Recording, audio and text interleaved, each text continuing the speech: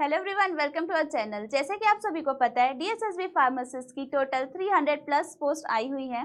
उसी को ध्यान में रखते हुए जीडीसी लेके आया है आपके लिए short series for DSSB pharmacist, जिसमें आपकी फार्मा के साथ साथ नॉन फार्मा की भी तैयारी कराई जाएगी विद एक्सप्लेनेशन, जिसमें आपको 30 questions daily 7 PM on only YouTube channel आपको प्रोवाइड किया जा रहा है। आज इसी सीरीज में हम देखने वाले हैं जनरल इंग्लिश पार्ट 1। आप मेरे साथ समझेंगे 30 क्वेश्चंस। समझते हैं पहला question. Out of the given 4 sentences is choose the one which is grammatically correct. Grammatically correct कौन सा है, इसमें हमें ये देखना है।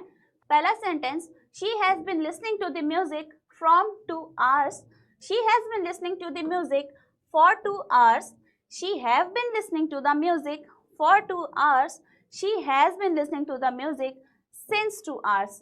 यहाँ पे आप देख सकते हैं हमारे प्रीपोजिशन में फ़र्क आ रहा है। From, to, for and since, 3 type के प्रीपोजिशंस यूज हुए हैं। अब यहाँ पे अगर प्रीपोजिशन की बात हो रही है तो प्रीपोजिशंस डिफरेंट सिचुएशंस में अलग तरीके से यूज किए जाते हैं। जैसे यहाँ पे बात की जा रही है टाइम की। अगर टाइम की बात करी जाती है कि इतने से इतने बजे तक, यहाँ पे कहा जा रहा है she has been listening to the music from 2 hours, यानी वो 2 घंटा से गाना सुन रही है। यहाँ एक टाइम पीरियड की बात की जा रही है, इसलिए यहाँ पे यूज होगा प्रीपोजिशन ऑफ टाइम, जिसमें आता है फ्रॉम, फॉर एंड सिंस। और भी आते हैं, लेकिन यहाँ पे अभी 3 का जिक्र हुआ है। तो यहाँ पे अब मैं बोलूँगी फॉर जो होता है ये पीरियड ऑफ टाइम को दर्शाता है। फॉर हमारा पीरियड ऑफ टाइम को दर्शाता है। सिंस हमारा उस टाइम को दर्शाता है जो कि काम शुरू करने से पहले जो समय हुआ था, वहाँ से जो स्टार्टिंग हुआ था उसको दर्शाता है हमारा सिंस। और फ्रॉम और टू, ये दोनों मिलके ये दर्शाते हैं कि जो काम स्टार्ट हुआ और एंड हुआ, वहाँ पे उनकी बात होती है। जब दोनों चीज़ों की एक साथ बात होती है, वहाँ पे यूज होता है हमारा फ्रॉम एंड टू। तो यहाँ पे बात हो रही है एक पीरियड ऑफ टाइम की कि वो इतने से इतने घंटे सुनी, तो यहाँ पे आएगा हमारा फॉर। करेक्ट है, करेक्ट आंसर है she has been listening to music for 2 hours। यहाँ पे आप देख सकते हैं फॉर यूज हो रहा है हमारे with a period of time, यानी कि एक सीमित पीरियड ऑफ टाइम तक की बात हो रही है। I am just going to bed for 2 hours, मैं सिर्फ 2 घंटा के लिए सोने जा रहा हूँ। सिंस यूज होता है जब जहाँ से एक काम स्टार्ट हुआ था, when the time when something has begin, जहाँ पे वो काम शुरू हुआ था उसके लिए यूज किया जाता है since. 40 years have passed away since they met, 40 साल हो गए उनको मिले हुए। नेक्स्ट है हमारा from and to show when something begins and end, शुरुआत और आखिरी अंत दोनों बताया जाता है। हर visit will extend from Monday to Thursday, यानी कि कब शुरू होगा और कब खत्म होगा, दोनों का बात यहाँ पे जिक्र हुआ है। इसलिए हमारे आंसर में यूज हुआ था फॉर, जो कि एक पीरियड ऑफ टाइम था, तो करेक्ट आंसर होगा हमारा फॉर। चलिए नेक्स्ट क्वेश्चन देखते हैं। आप में से कोई भी अगर डीएसएसबी फार्मासिस्ट की तैयारी कर रहे हैं, आपके लिए बेस्ट ऑप्शन है हमारे पास objective pharmacist and theory pharmacist at your finger tip, जो कि अभी इंडियाज फर्स्ट कलर्ड बुक है, जिसमें आपको बहुत ही सिंपल एंड बहुत ही पॉइंट टू पॉइंट तरीके से सिलेबस को कवर किया गया है। अगर आप चाहते हैं डीएसएसबी फार्मासिस्ट की तैयारी करना, आप हमारे इस बुक को रिफर कर सकते हैं, आप ऐप में जाके परचेज कर सकते हैं। चलिए नेक्स्ट क्वेश्चन देखते हैं। A sentence with an underline idiomatic expression is given. What is the meaning of the idiomatic expression at the crack of dawn? In the sentence given below, it's a long drive. Okay, यहाँ पे बोला गया है idiomatic means होता है मुहावरे, idioms means होते हैं हमारे मुहावरे। यहाँ पे बोला गया है at the crack of dawn, dawn means होता है हमारा अंधेरा। यहाँ पे at the crack of dawn, crack means टूटना, यानी कि अंधेरा जैसे ही टूटता है तो क्या होता है, सुबह की शुरुआत होती है। तो ये बोला गया है कि इस सेंटेंस में से इस सेंटेंस का मतलब क्या है। तो यहाँ पे ऑप्शन है व्हेन सन इज ओवरहेड, यानी एकदम भरी दोपहर, जब सर के ऊपर सूरज होता है। Very early in the morning when the sun rises, सबसे सुबह की शुरुआत जब सूरज उगना शुरू होता है। Almost at the mid night when it's all dark, आधी रात की बात हो रही है जब एकदम अंधेरा होता है। Very late in the evening, शाम का बहुत ही लेट का समय। यहाँ पे बात हो रही थी at the crack of the dawn, यानी कि अंधेरा को क्रैक कर, फाड़ना, तोड़ना, यानी अंधेरा सुबह होना। तो यहाँ पे आंसर होगा हमारा very early in the morning when the sun rises. ठीक है, when the sun rises, correct answer है हमारा very early in the morning when the sun rises. ठीक है, चलिए नेक्स्ट क्वेश्चन देखते हैं। Find the word which can be replaced for the given sentence a cluster of houses in a village. यहाँ पे simply बात ये की जा रही है कि आप अनेक शब्दों के लिए एक शब्द कैसे देते हैं। जो आपके अंगूर होते हैं जब एक गुच्छे में होते हैं तो वहाँ पे आप क्या बोलते हैं, गुच्छा शब्द यूज करते हैं। ठीक वैसे ही जब बहुत सारी चीजें मिलती हैं, लोगों की जब बहुत सारे लोग मिल जाते हैं तो उनको बोलते हैं हम भीड़। वैसे यहाँ पे बोला गया है a cluster of houses in a village, यानी कि घर के गुच्छे, तो उनको क्या बोलते हैं हम। अब देखते हैं यहाँ पे ऑप्शन हमारे पास बाम, बाम नहीं बोल सकते क्योंकि वो तो आप यूज करते हैं जब आपका सर दर्द, कमर दर्द, पैर दर्द होता है। ब्रेवरी, ब्रेवरी मीन्स होता है ऐसी जगह जहाँ पे बियर या वाइन का प्रोडक्शन होता है। ब्रैकेट्स, ब्रैक्स मीन्स होते हैं जेल या प्रिजन जहाँ पे कैदी लोग को रखा जाता है। बचा हैमलेट, हैमलेट मीन्स होता है a cluster of houses in a village. ठीक है, करेक्ट आंसर देखते हैं हम लोग। यहाँ पे आंसर होगा हमारा हैमलेट। ठीक है, a cluster of houses in a village is called hamlet. A building, a group of building use to specify people, यानी कि जहाँ पे कैदियों को रखा जाता है प्रिजन्स में, वो होते हैं ब्रैक्स, सलाखों के पीछे। A places where beer is made commercially, उसको बोलते हैं हम लोग ब्रेवरी। नेक्स्ट क्वेश्चन देखते हैं। Choose the word which is nearest in the meaning to the given word acquitted. यहाँ पे बोल रहा है सिनोनिम की बात की जा रही है। यहाँ पे जो शब्द है हमारा एक्यूटेड, उसके सबसे करीबी यहाँ पे कौन सा शब्द है जिसको हम उससे मिला सकते हैं। तो यहाँ पे सेंटेंस्ड का मतलब होता है, यहाँ पे थोड़ी कोर्ट के लैंग्वेजेस हैं जिसको आपको समझना पड़ेगा। सबसे पहले बात करूँ मैं एक्यूटेड की। एक्यूटेड का मतलब होता है to decide officially in court law that someone is not guilty. यहाँ पे ध्यान रखिएगा, नॉट की बात हो रही है। कोर्ट में ये डिसाइड करना कि कोई गिल्टी नहीं है, उसकी कोई गलती नहीं है, ये होता है एक्यूटेड। अब फ्रीड का मतलब क्या, ऑप्शंस थे हमारे पास freed, sentenced, punished and convicted. तो फ्रीड का मतलब होता है फ्रीडम, रिलीज, यानी उसकी कोई गलती नहीं है, वो आज़ाद है। सेकंड होता है सेंटेंस्ड, इसका मतलब होता है डिक्लेयर द पनिशमेंट, यानी कि जो कैदी है उसके लिए सज़ा तय करना कि हाँ इसके कामों की ये सज़ा है। पनिश्ड मीन्स होता है पनिशमेंट, उसका जो काम है उसके लिए उसको क्या सज़ा दी गई है, फांसी दी गई है कि 4 साल का कैद दिया गया है, वो हो गया आपका पनिशमेंट का मतलब। कन्विक्टेड का मतलब हो गया है having officially been founded guilty in the law of court. जब आपका जज बोलता है कि इस मुजरिम को गिल्टी पाया गया है तो वो होता है आपका कन्विक्टेड। अब यहाँ पे एक्यूटेड के सबसे पास क्या है, नॉट गिल्टी मीन्स आज़ाद है, फ्रीडम है उसके पास, तो आंसर होगा हमारा यहाँ पे फ्रीड। इन चीज़ों को समझने के लिए आपको वर्ड्स के मीनिंग पता होना ज़रूरी होते हैं। आप कोशिश करें कि पहले ऑप्शंस में जो वर्ड्स दिए हैं उनके मतलब समझने की कोशिश करें, उसके बाद आप खुद ब खुद समझ जाएंगे करेक्ट आंसर क्या होगा। हमारा यहाँ पे करेक्ट आंसर होगा फ्रीड। चलिए नेक्स्ट क्वेश्चन देखते हैं। Choose the word which is most opposite in the meaning to the given word broad. अभी हम लोगों ने सिनोनिम देखा था, अब यहाँ पे बात हो रही है एंटोनिम्स की। एंटोनिम्स मीन्स अपोजिट वर्ड्स, उल्टे वर्ड्स। यहाँ पे हमारा वर्ड क्या है, ब्रॉड। ब्रॉड मीन्स बहुत चौड़ा, बड़ा, नाम से ही समझ आ रहा है ब्रॉड, चौड़ा, बड़ा। अब यहाँ पे ऑप्शंस देखते हैं। वाइड, वाइड मीन्स भी होता है हमारा चौड़ा, लंबा, बड़ा। स्ट्रेच मीन्स होता है खींचना, किसी चीज, छोटी सी चीज को खींच देना, उसको कहते हैं हम लोग स्ट्रेचिंग। डर्टी मीन्स होता है हमारा गंदगी, और नैरो मीन्स होता है सकरा। तो यहाँ पे चौड़े का उल्टा, चौड़े का उल्टा क्या होगा, नैरो। वाइड नहीं हो सकता क्योंकि इसका खुद का मतलब चौड़ा होता है। स्ट्रेच नहीं हो सकता, इसका मतलब खींचना होता है। डर्टी मीन्स हो गया गंदा, बचा क्या, नैरो। तो यहाँ पे चौड़े का उल्टा क्या हुआ, सकरा। तो हमारा करेक्ट आंसर क्या हुआ यहाँ पे, नैरो। ठीक है, ये नेक्स्ट क्वेश्चन देखते हैं। An exhibition dash the new trends in lightning was held in Bangalore. अब यहाँ पे फिर से प्रीपोजिशन की बात आ रही है। यहाँ पे कहा जा रहा है एक एग्जीबिशन था जो कि न्यू ट्रेंड्स के ऊपर था, यानी कि टॉपिक था न्यू ट्रेंड्स, जो कि कहाँ पे था, बेंगलोर में होना था। जो कि कहाँ होना था, बेंगलोर में होना था। अब यहाँ पे अगर हिंदी में भी आप समझना चाहें तो समझ सकते हैं। एन एग्जीबिशन ऑन, यानी कि उस पे रखा गया, ट्रेंड्स पे रखा गया। ऑफ मीन्स होता है आपका का के की, तो एन एग्जीबिशन का द न्यू ट्रेंड्स, ये भी नहीं हो सकता। इनटू मतलब उस पर रखा गया था, उसके अंदर रखा गया था, तो ये भी नहीं हो सकता। फॉर मीन्स उसके लिए रखा गया था, तो an exhibition for the new trends नहीं। टॉपिक था हमारा न्यू ट्रेंड्स, तो यहाँ पे होगा an exhibition on the new trends, यानी कि न्यू ट्रेंड्स के ऊपर, यानी न्यू ट्रेंड्स के टॉपिक पर हमारा एग्जीबिशन रखा गया था। ऑन मीन्स होता है पर। समझते हैं कैसे।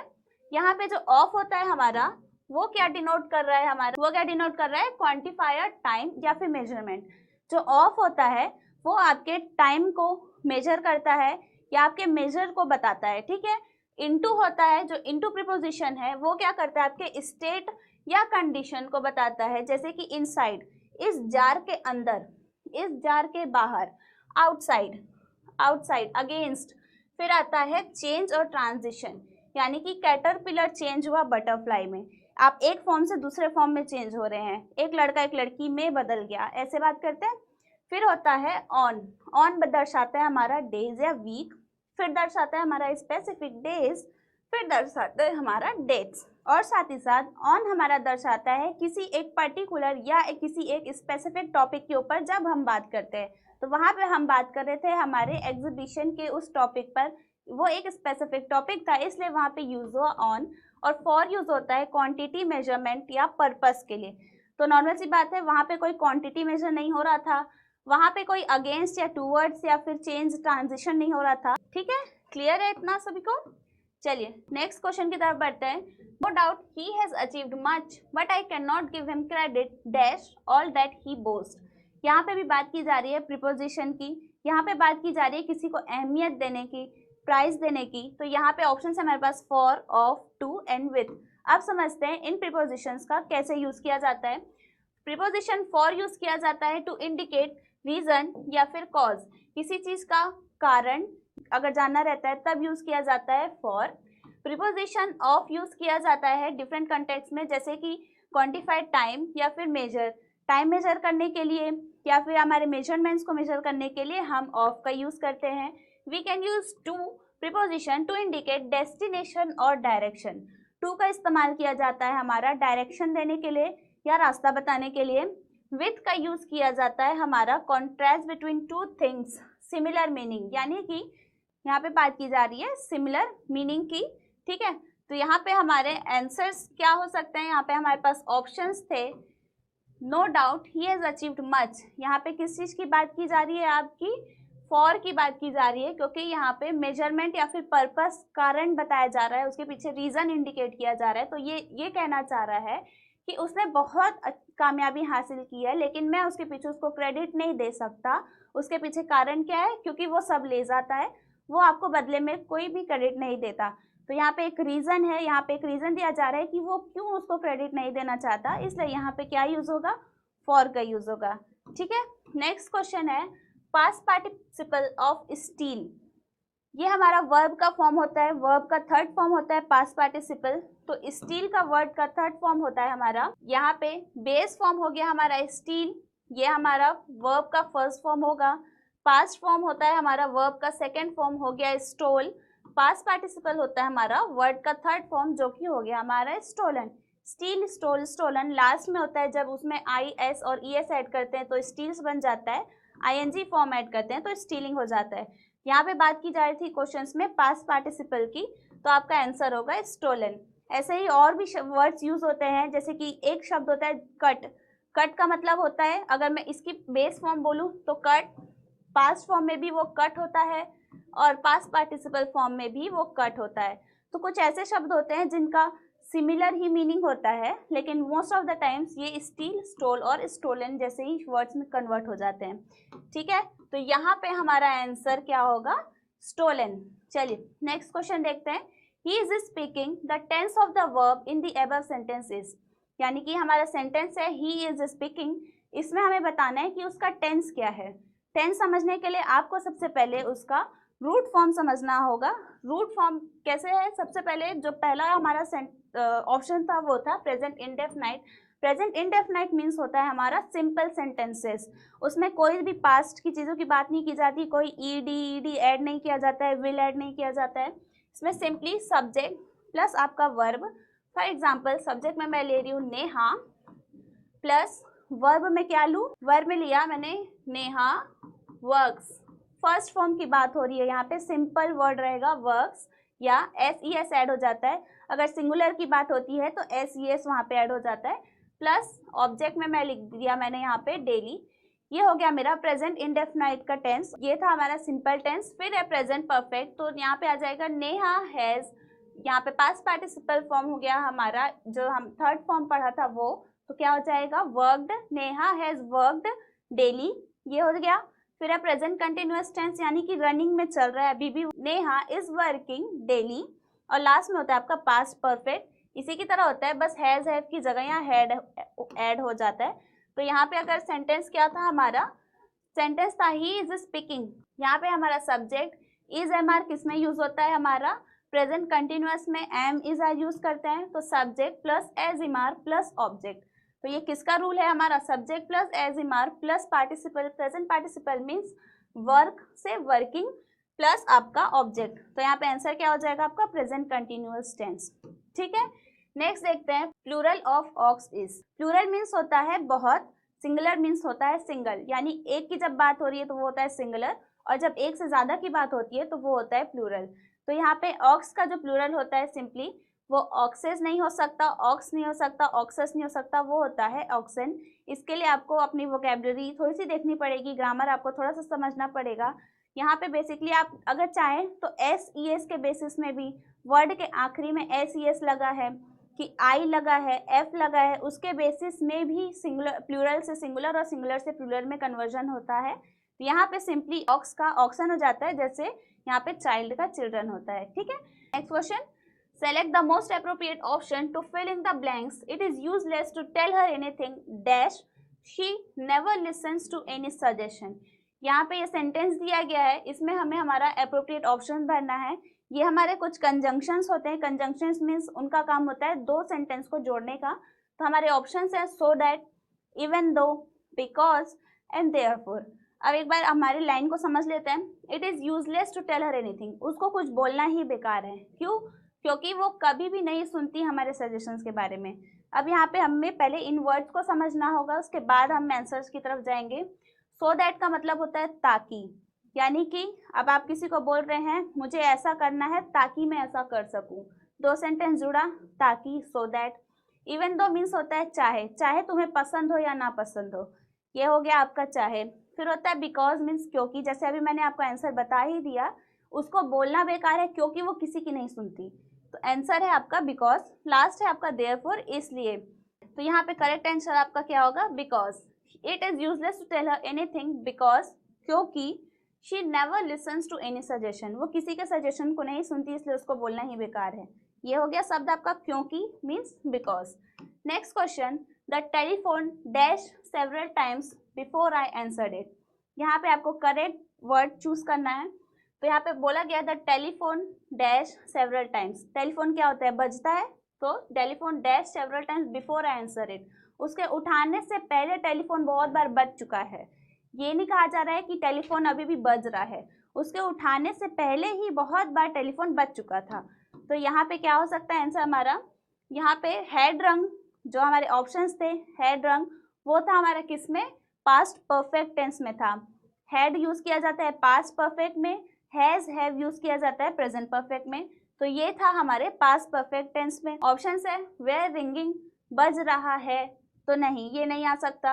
हैज रंग, बजी है, तो ये भी नहीं हो सकता। हैड रंग, बजा है, बज चुका है।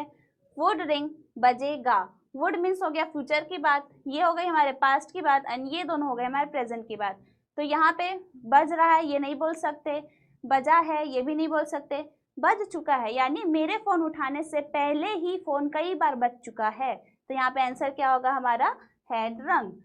ओके, अगर आप फार्मासिस्ट एग्जाम की तैयारी कर रहे हैं तो आपके लिए एक फ्री टेस्ट सीरीज जीडीसी के द्वारा चलाई जा रही है, जीडीसी प्रैक्टिस एमसीक्यूज, जिसका बैच कोड है आपका फार्मेसी। आप इसको फ्री ऑफ कॉस्ट ज्वाइन कर सकते हैं, जिसमें डेली आपके प्रैक्टिस टेस्ट ऐड किए जाते हैं, जिसमें वैलिडिटी होती है आपकी 3 डेज की, आपके बैचेस में साइन होता है।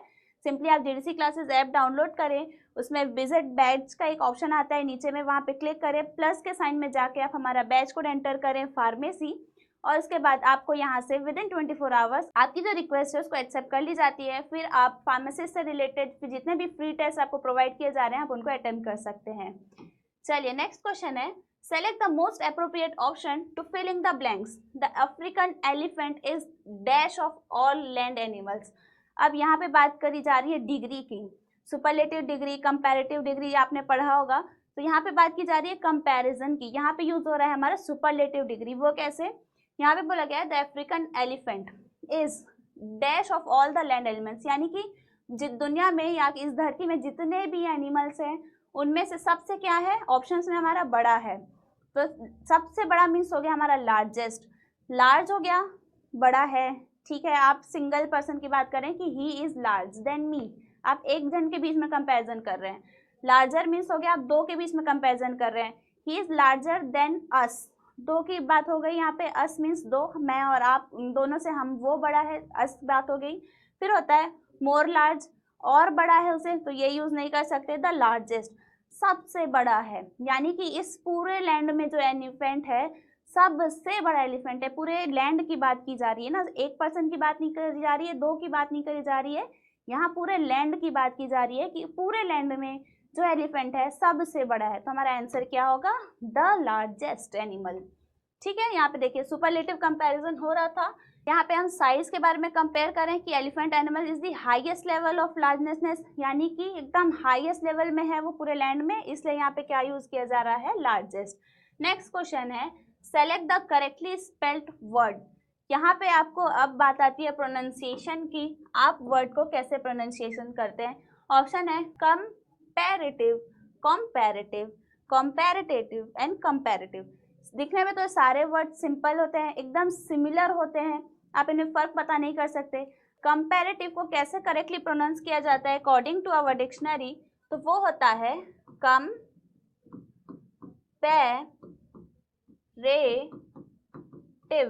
अगर आप ऑक्सफोर्ड डिक्शनरी की बात करें, the correct pronunciation will be comparative. ना ही ये कंपैरेटिव होगा, ना ही कंपैरेटिव होगा, ये होगा कंपैरेटिव, और ना ही कंपैरेटिव होगा। ठीक है, तो यहाँ पे आपका करेक्ट आंसर क्या होगा? कंपैरेटिव, ऑप्शन सी आपका करेक्ट होगा। नेक्स्ट क्वेश्चन देखते हैं, filling the blanks with the most appropriate phrase the present crisis will soon. तो यहाँ पे कहा जा रहा है the present crisis will be soon. अब जो क्राइसिस जो अभी चल रही है, जो क्राइसिस होती है, यानी कि आपका जैसे लॉकडाउन एक क्राइसिस था, तो वो क्या आप चाहते थे कि लंबे समय तक चलता रहे, या आप चाहते थे कि वो चला जाए, जल्दी चला जाए। तो यहाँ पे क्या बात की जा रही है? द प्रेजेंट क्राइसिस विल सून। यहाँ पे कॉल ऑफ बुलाया जाएगा, तो आप तो बुलाएंगे तो नहीं, आप उसको इन्विटेशन तो नहीं देना चाहेंगे, तो ये तो नहीं होगा। गेट आउट, बाहर चला जाए, ऐसा भी नहीं बोल सकते क्योंकि वो कोई इंसान नहीं है कि आप उसको उठा के बाहर कर दिए कि गेट आउट बोल दिए, नहीं हो सकता।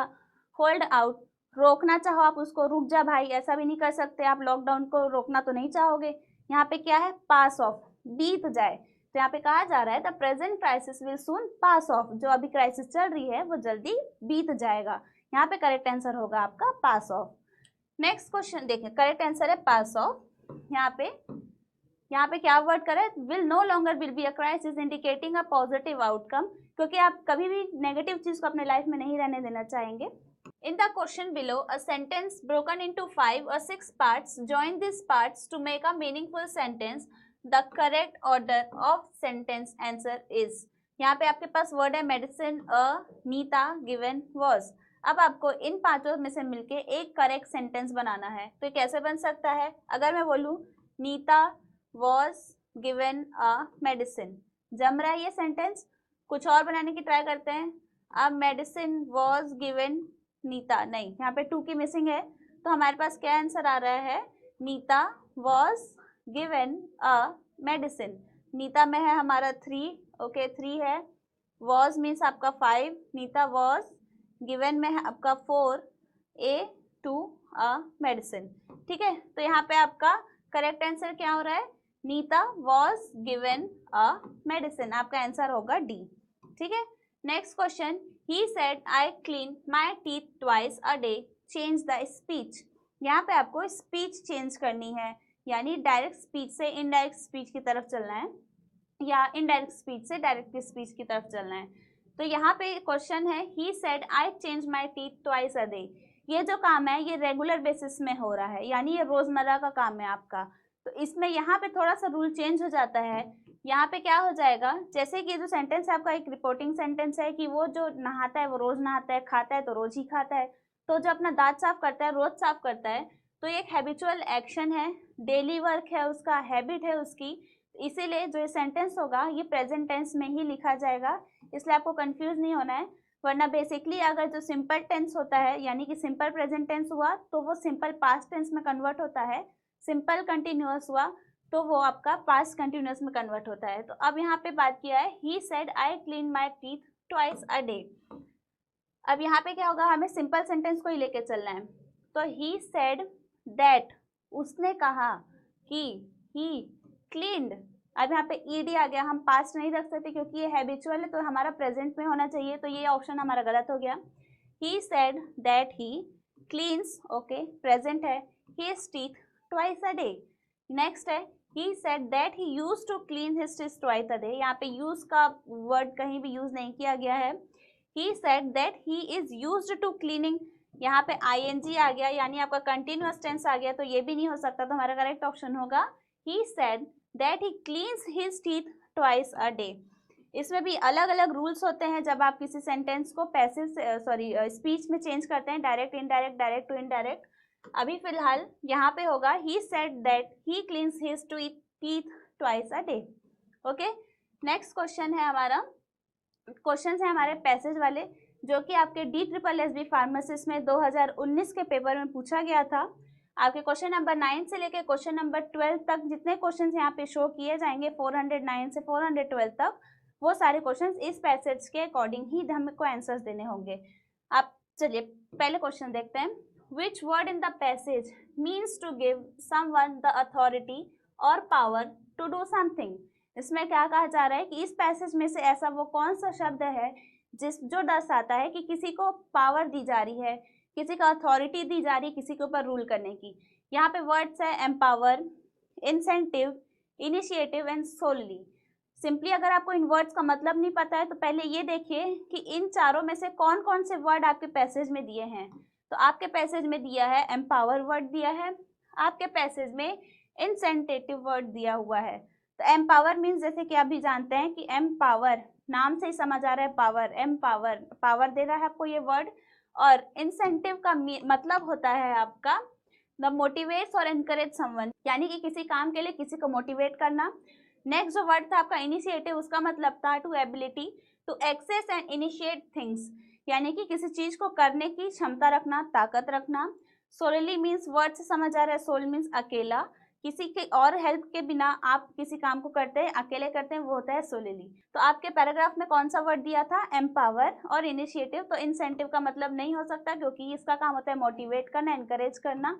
एम्पावर का मीन्स होता है आपको पावरफुल फील कराना। ठीक है, नेक्स्ट में आपका क्वेश्चन है व्हाट इज द एम और objective of the Beti Bachao Beti Padhao scheme. तो पैसेज में आपका जो लाइन दिया था यहाँ पे ये Beti Bachao Beti Padhao is solely focus. Okay, solely word भी दिया है लेकिन सोलली हमारा क्या होता है, अकेला। ठीक है, ये किसने दिया था, हमारे प्राइम मिनिस्टर ने दिया था। तो ये क्वेश्चन दिया है, इसका मतलब क्या होता है, मेन एम क्या है, मुद्दा क्या है इस वर्ड को, इस नारा को लाने का। तो है यहाँ पे to weaken the position of girls in society, to strengthen the position of the government in society, to strengthen the position of girls in the society, या to confine girls and women only to the household. पहला sentence कह रहा है जो हमारे girls की position है उसको सोसाइटी में कम करके रखना, तो नहीं, बेटी बचाओ बेटी पढ़ाओ का ये मतलब नहीं होता। सेकंड होता है हमारा कि गवर्नमेंट की जो स्ट्रेंथ है उसको सोसाइटी में बनाए रखने के लिए, तो ये भी कोई मुद्दा नहीं है। थर्ड है to strengthen the position of girls in the society, यानी कि लड़कियों का सोसाइटी में मान बढ़ाए रखना, उनको एम्पावर करना, उनको शक्ति देना, ये होता है हमारा बेटी बचाओ बेटी पढ़ाओ का मतलब। लास्ट वाला सिर्फ घरेलू काम कराना लड़कियों को, ये भी नहीं सिखाता हमारा ये स्लोगन। तो हमारा आंसर क्या होगा, to strengthen the position of girls in the society. ठीक है, नेक्स्ट क्वेश्चन है as per the scheme who will be awarded with an amount of 1 crore. जो स्कीम बताया गया था, यहाँ पे जिस भी स्कीम के बारे में डिस्कस हुआ होगा, यहाँ पे आपका स्कीम था the village can succeed in maintaining the 1 crore. This strong initiatives shall not only enhance the motivation for maintaining balanced child sex, but at the same time generate consciousness among individuals। यानी कि जो scheme यहाँ पे बताया गया था कि आपको 1 करोड़ रुपए दिया जाएगा, इसके पीछे का मुद्दा क्या था, इसके पीछे का मुद्दा ये था कि बैलेंस चाइल्ड सेक्स रेशियो हो, यानी कि लड़का लड़की में भेदभाव ना हो। जब पुराने ज़माने में जैसे देखा गया है देखा कि अभी भी होता है कि लड़की जैसे पैदा होती है उसको मार दिया जाता है, लोग लड़की नहीं पैदा करना चाहते हैं, उनको लड़के ही चाहिए। तो यहाँ पे जो सरकार है उन्होंने बैलेंस सेक्स रेशियो की बात की थी, लड़का लड़की एक समान। तो यहाँ पे उन जो भी इस चीज को फॉलो करेगा उनको यहाँ पे 1 करोड़ का इनाम दिया जाएगा, ऐसा उनका स्कीम था। तो यहाँ पे आपका आंसर क्या बनता है फिर? यहाँ पे आपका आंसर बनता है the village that succeed in maintaining the unbalance sex ratio. Unbalance means ऊंच नीच, मतलब समानता नहीं है, ठीक है। The village that succeed in maintaining the balance sex ratio, ये हमारा लाइन कहता है, आंसर होगा हमारा बैलेंस्ड, ठीक है। नेक्स्ट क्वेश्चन देखते हैं, what is the meaning of the phrase gender equality. Gender equality तो सभी को पता है, जो हमारे पैराग्राफ में जो वर्ड यूज किया गया है जेंडर इक्वालिटी, उसका मतलब होता है लड़का लड़की एक समान, कोई किसी से कम नहीं, कोई किसी से ज्यादा नहीं, दोनों को साथ में कंधे से कंधा मिला के चलें, वो होता है हमारा जेंडर इक्वालिटी। ऑप्शन है the act of treating man as superior. Superior means होता है कि महान, बड़ा, आपसे बड़ा नहीं, ये भी नहीं कहा गया था कि आदमियों को ऊंचा स्थान दिया जाए। The act of treating women and man equally, हाँ ये कहा गया था कि मैन एंड वुमेन को बराबरी का हक मिलेगा, बराबरी से सम्मान दिया जाएगा। None of the given options and the answer is the act of treating man as stronger being. यहाँ पे सिर्फ एक मैन को या एक वुमेन को ज्यादा बड़ा कम दिखाने की बात नहीं करी जा रही, यहाँ पे दोनों को इक्वल दिखाने की बात की जा रही है। तो हमारा आंसर क्या होगा? The act of treating women and man equally, ठीक है। नेक्स्ट क्वेश्चन देखते हैं, यहाँ तक था हमारा पैराग्राफ का क्वेश्चन। अब हम इंडिविजुअल क्वेश्चन पे चलते हैं। Select the correct meaning of idiom. ये कोई ये आइडियम मुहावरे वाला आइडियम नहीं है, ये एक वर्ड है जिसका आपको मीनिंग बताना है। आइडियम मीन्स, अब यहाँ पे ऑप्शंस देख लेते हैं। An unexpected good for fortune, to have a big success, something very easy to bear, a face trouble or bad consequences।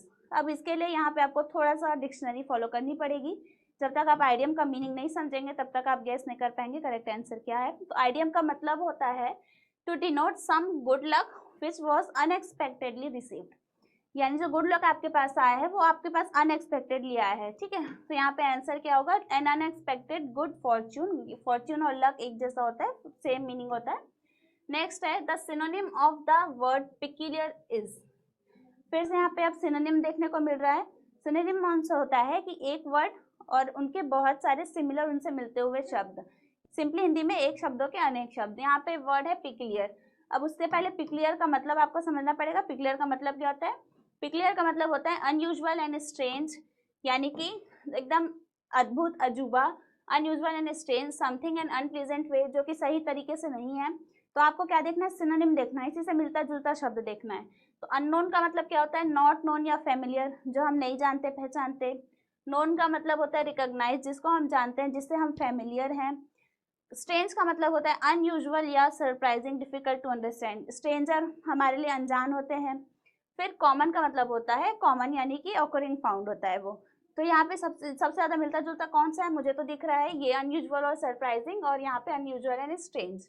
तो हमारा करेक्ट आंसर क्या होगा? यहाँ पे हमारा करेक्ट आंसर होगा यहाँ पे हमारा स्ट्रेंज, ठीक है। नेक्स्ट क्वेश्चन देखते हैं।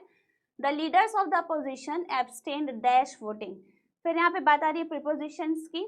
यहाँ पे आपको समझना पड़ेगा कि कौन सा प्रीपोजिशन यहाँ पे बैठे। The leader of the opposition, opposition का जो लीडर है, एब्सटेन्ड। एब्सटेन्ड मीन्स होता है डिनाइड, गिरा देना, मना कर देना, रोक देना। डैश वोटिंग, उसने वोटिंग देने से रोक दिया। तो यहाँ पे क्या है? The leader of the opposition abstained, voting देने से रोका। हिंट दे रही हूँ मैं आपको, ठीक है। अब यहाँ पे आगे देखते हैं आंसर क्या हो सकता है। यहाँ पे फ्रॉम मीन्स होता है आपका से, ठीक है। और यहाँ पे ऑफ मीन्स हो गया आपका काके की, बाय मीन्स उसके द्वारा, या टू मीन्स हो गया आपको को। तो यहाँ पे आप क्या बोल सकते हैं? The leader of the opposition abstained, का वोटिंग तो नहीं बोल सकते, तो ऑफ नहीं होगा। By, abstained by voting, voting के लिए रोक दिया गया, ऐसे नहीं बोल सकते। आता है टू, वोटिंग को रोक दिया गया, ये भी नहीं होगा। यहाँ पे होगा आपका करेक्ट आंसर होगा आपका फ्रॉम। यहाँ पे आंसर नहीं लगा है, बट आपका करेक्ट आंसर होगा from. The preposition from is used to the verb abstain to indicate the action from which leaders refrain। यहाँ पे आपका एक एक्शन बताया जा रहा है कि उसने उसको उस चीज करने से रोका, ये आपका एक एक्शन डिफाइन कर रहा है, इसलिए वहां पे क्या यूज होगा? फ्रॉम। नेक्स्ट है आपका filling the blanks with the most appropriate option. We dash Vietnam and Cambodia in the next vacation. यहाँ पे फिर से आपका टेंस की बात आ रही है। तो यहाँ पे अब देखेंगे ऑप्शंस में, यहाँ पे बोला गया है वी डैश नेक्स्ट वेकेशन। तो मुझे समझ में आ रहा है कि यहाँ पे कहीं ना कहीं बात हो रही है फ्यूचर की, यानी अगले वेकेशन में हम वियतनाम एंड कंबोडिया जाएंगे। ठीक है, विजिटेड दिख रहा है कि ये पास्ट है तो ये नहीं हो सकता। विल बी विजिटिंग, हाँ ये एक ऑप्शन है क्योंकि फ्यूचर की बात हो रही है। हैव विजिटेड, ऑलरेडी जा चुके हो। वी विल बी विजिटिंग, यानी कि हम आने वाले समय में जाएंगे कहाँ, वियतनाम एंड कैम्बोडिया। ठीक है, इन नेक्स्ट वेकेशन, अगले वेकेशन में। तो यहाँ पे आपका करेक्ट आंसर क्या होगा, we will be visiting Vietnam. Okay, next question है complete the following sentence with an appropriate answer. I wish, अब यहाँ पे आपके वुड, कुड, शुड वाली चीज़ों की बात हो रही है। तो जब वुड का यूज़ किया जाता है तो किसी जेस्चर के लिए, किसी विश के लिए होता है। और अगर मैं बात करूँ वहीं पे शुड की, तो शुड के हम किस में यूज़ करते हैं, टू ऑब्टेन ऑब्लिगेशंस, यानी कि रिकमेंडेशन, ओपिनियन जब हम देना हो कि तुमको ये करना है, you should do that thing, यानी तुमको वो करना है, तो वहाँ पे आगे आपका शुड। वुड होता है जहाँ पे आपको पोलाइट रिक्वेस्ट करनी हो कि प्लीज़ ऐसा कर दो, क्या तुम मेरे ऐसा कर दोगे, would you do it for me, तुम मेरे कर दोगे, यहाँ पे पोलाइट रिक्वेस्ट है। यहाँ पे इन्विटेशन है, यू शुड, या शुड यूज़ नहीं कर सकते, वुड होगा यू वुड कम। ऐसा repeat actions in the past, past में बार बार जब कोई एक्शंस रिपीट हो रहे हैं तो उसके लिए यूज़ करते हैं वुड का। विलिंगनेस हो गया, इच्छा हो गई पास्ट में। फिर हाइपोथेटिकल सिचुएशंस हो गए, कंडीशन सेंटेंस, और लास्ट में आता है हमारा विशेष। तो यहाँ पे जब विश की बात आ रही है तो यहाँ पे हम क्या यूज़ करेंगे, हमारा वुड। यहाँ पे आंसर होगा ही वुड कम एवरीडे, मैं चाहती हूँ कि वो रोज आए। ठीक है, तो यहाँ पे होगा आपका correct answer would. Next question, who broke the window, change the sentence into passive voice. अब इसको आपको चेंज करना है पैसिव वॉइस। अब ये कौन से उसमें है, ब्रोक आ गया, यानी कि ब्रेक, ब्रोक, ब्रोकन, यानी ब्रोक आ गया आपको किस में, पास्ट में आ गया, पास्ट फॉर्म में आया, वर्ब के सेकंड फॉर्म है ये। तो यहाँ पे अब आप सिंपली देख सकते हैं कि ये आपका पास्ट, सिंपल पास्ट टेंस है। यहाँ पे अब हमें फॉर्मूला लगाते हैं अपना, जो हमने फॉर्मूला यूज किया था हमारे पास है सिंपल पास्ट के लिए।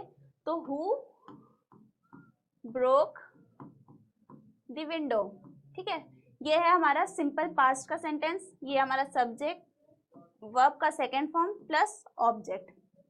इसको चेंज करना है हमें पैसिव फॉर्म में। यहाँ पे पैटर्न थोड़ा डिफरेंट होगा।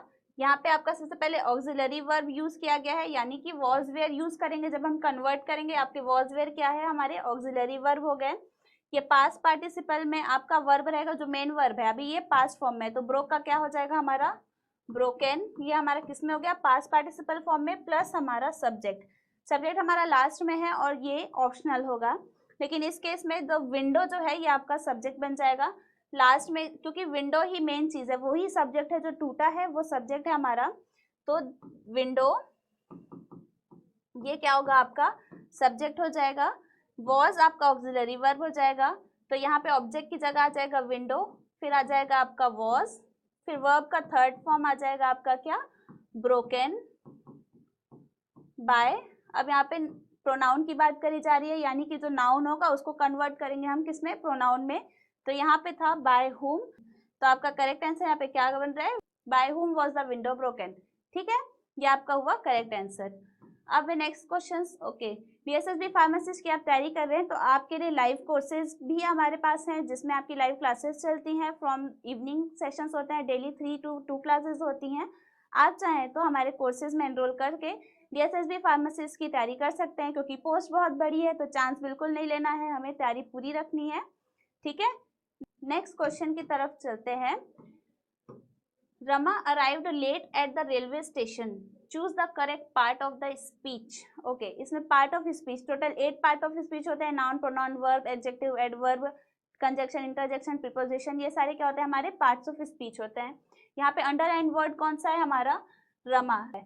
और नाउन का मतलब क्या होता है, ऐसा शब्द जो कि किसी पर्सन, प्लेस, एनिमल या थिंग के नाम को दर्शाए, वो होता है हमारा नाउन।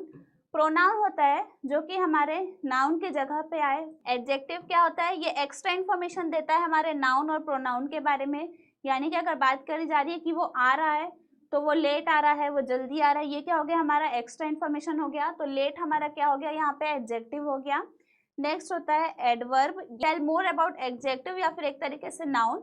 एडजेक्टिव के बारे में और डिफाइन करता है, इसलिए तो यहाँ अंडरलाइन वर्ड है हमारा रमा। रमा क्या है, किसी पर्सन का नाम है, इसलिए यहाँ पे करेक्ट ऑप्शन क्या होगा, हमारा आंसर क्या होगा, नाउन। ठीक है, यहाँ पे हमारा करेक्ट आंसर है हमारा नाउन। ठीक है, अब नेक्स्ट क्वेश्चन देखते हैं। Read the sentences with the highlighted homonyms carefully and decide the correct answer. अब यहाँ पे होमोनिम्स कहा गया है, यानी कि दो सुनने में सिमिलर शब्द जैसे आर्टिस्ट, आर्टिस्टे, ये क्या है हमारा, सुनने में बहुत सिमिलर है लेकिन दोनों के मतलब में अंतर होता है, वो होते हैं हमारे होमोनिम्स। यहाँ पे अब आपका स्टेटमेंट क्या दिया है, a painter is an artiste, artiste, और Raj Kapoor is a skilled artist. ठीक है, ये दो सिमिलर शब्द जो सुनने में आपको सिमिलर लग रहे हैं लेकिन इनके मतलब अलग अलग होते हैं। ऑप्शंस देख लेते हैं। ओनली सेंटेंस 1 इज करेक्ट, यानी ये सही है। ओनली सेंटेंस 2 इज करेक्ट, यानी ये सही है। बोथ 1 and 2 आर करेक्ट, दोनों सही है। या 1 and 2 both are incorrect but both could be made correct. अब यहाँ पे अ पेंटर इज एन, अब पेंटर हमारा आर्टिस्ट होता है कि नहीं, पहले तो ये समझना पड़ेगा, आर्टिस्टे होता है कि आर्टिस्ट होता है। राज कपूर की बात हो रही है तो वो आर्टिस्ट होगा कि आर्टिस्टे होगा, इसके पहले इसको समझने के लिए पहले हम अपने वर्ड का मतलब समझ जाते हैं। ठीक है, तो हमारा वर्ड है आर्टिस्टे। आर्टिस्टे का मतलब होता है skilled and theoretical art such as singing, dancing, acting. ऐसा पर्सन जो सिंगिंग, डांसिंग, एक्टिंग में बहुत ही स्किल्ड होता है उसको बोलते हैं हम लोग आर्टिस्टे। एंड आर्टिस्ट होता है अ पर्सन फाइन आर्ट्स में जो स्किल्ड होते हैं, जैसे कि ड्राइंग, पोएट्री, ये सारी चीज़ों में जो स्किल्ड होते हैं उनको बोलते हैं हम लोग आर्टिस्ट। अब यहाँ पे हमारे पास ऑप्शंस में क्या क्या था कि the state a painter is an artiste. Artiste तो पेंटर आर्टिस्टे तो नहीं हो सकता, वो पेंटर तो ना ही गाता है ना डांस करता है, तो यहाँ पे आर्टिस्ट होना चाहिए था। और राज कपूर आर्टिस्ट, वो ना ही पेंटर थे, वो तो क्या थे, एक्टर थे। ठीक है, तो यहाँ पे इंटरचेंज कर दिए तो हमारा स्टेटमेंट सही हो जाएगा। अ painter is an artist, Raj Kapoor is an artist है, तो हमारा यहाँ पे क्या होगा, ऑप्शन डी हमारा करेक्ट आंसर होगा कि दोनों ही स्टेटमेंट ना ही सही है लेकिन दोनों को अगर इंटरचेंज कर दिया जाए दोनों के होमोनिम्स को तो वो सही हो जाएंगे। यहाँ पे खत्म होता है हमारा इंग्लिश का आज पार्ट 1, जिसमें हमने 30 क्वेश्चंस देखे। आगे ही ऐसे सीरीज में आप लोग बने रहिएगा, आपकी सारे फार्मा एंड नॉन फार्मा की तैयारी भी होती रहेगी। इसी के साथ एंड करते हैं क्लास। Thank you everyone.